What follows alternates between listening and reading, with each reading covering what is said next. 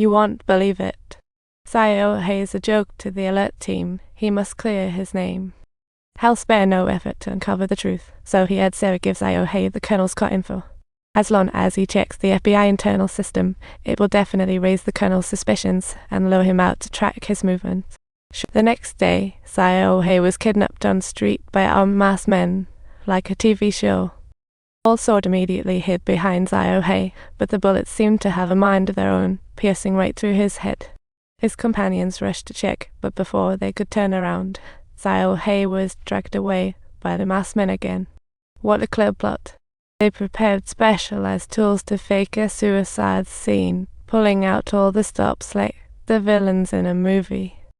Walt Sword quickly hid behind Xiao at the speech venue's chapel tower, getting ready to fake a suicide scene. After beating him up and ensuring no one was around, it turned out to be just the chapel tower at the so-called speech venue. Walt Sword hid behind Xiao again, confirming there was no key information during his beating. Then, Xiao was abducted by masked men again, a ridiculous situation. In the end, Mark took Xiao to visit a top weapons expert hidden deep in the mountains, truly a hero from whom the expert told them that only 4 sharpshooters in the world could hit targets from 2,200 meters away, and the only ones alive were Mark and one severely. At this point, Mark suddenly thought the Colonel's disabled advisor was truly cunning. He was there while reporting the assassination plan, and Xiao later found the consultant's location through his FBI colleague. After setting the target, they sprang into action, first buying chemicals at the supermarket, then having Mark modify them. They successfully created a powerful bomb, prepped for action, and secretly infiltrated the outskirts of the consultant's ranch. Xiao kept an eye on the perimeter while Mark silently approached the villa to plant the bomb. He suddenly barged into the consultant's study, yet the consultant appeared to have been anticipating Mark's arrival, remaining entirely calm and sharing all his secrets as if they were simply having a casual chat. The Archbishop, who was defending the villagers, actually turned out to be the Colonel's true target. Now that's truly a satisfying plot twist. At that moment, the consultant drew a gun, aimed at his throat, self-destruction. Mark was still there and had no intention of letting him go, making the consultant feel panicked. Mark chose to give up on the Colonel's hopes when a mob of armed killers surrounded outside the villa. He first took out the killers who charged into the villa, his movements smooth like a martial arts movie. Just as the other killers approached the villa, Xiao pressed the detonator, causing chaos, allowing Mark to escape. Unexpectedly, the Colonel sent a helicopter to bombard them, like something straight out of a movie villain's playbook. Mark saw the tank under the helicopter and told Xiao to sprint. He aimed, detonated the tank, causing chaos. A huge fireball instantly engulfed the helicopter. The two escaped the blockade, and failure news quickly reached the puppeteering senator.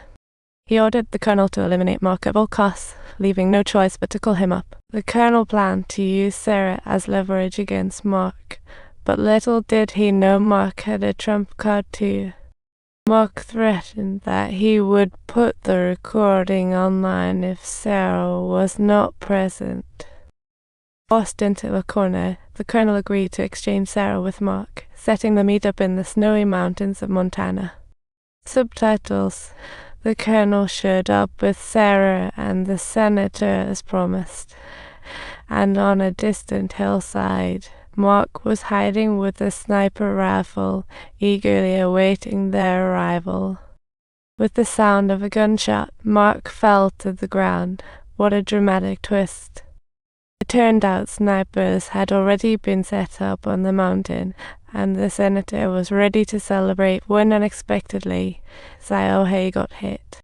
Subtitles. Mark slowly got to his feet, as if a ghost had come back to life, and he stumbled his way over to the group of people in front of him. The senator then realized it was Xiao knocked down thanks to his distraction. Taking the opportunity, Mark quickly dispatched all the snipers. leaving only the scoundrel who kidnapped Sarah still boasting.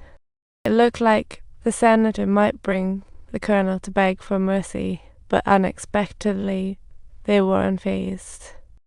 The senator actually wanted to recruit Mark with a hefty sum. How ironic. Mark realized that just sticking to the recording wouldn't take them down. Now, that's smart thinking. Just then, the FBI helicopter was on the way. Mark quickly doused the recording pen in gasoline and lit it. What a spectacular show. Seeing his goals achieved, the senator stylishly left via helicopter. What a hard player. But things didn't go according to the colonel's script. The senator was not too happy on the inside. A week later, in a Washington special court, Matt acted after confirming the weapon was intact. He loaded a bullet into the gun, aimed it at the colonel, and pulled the trigger. What a thrilling moment.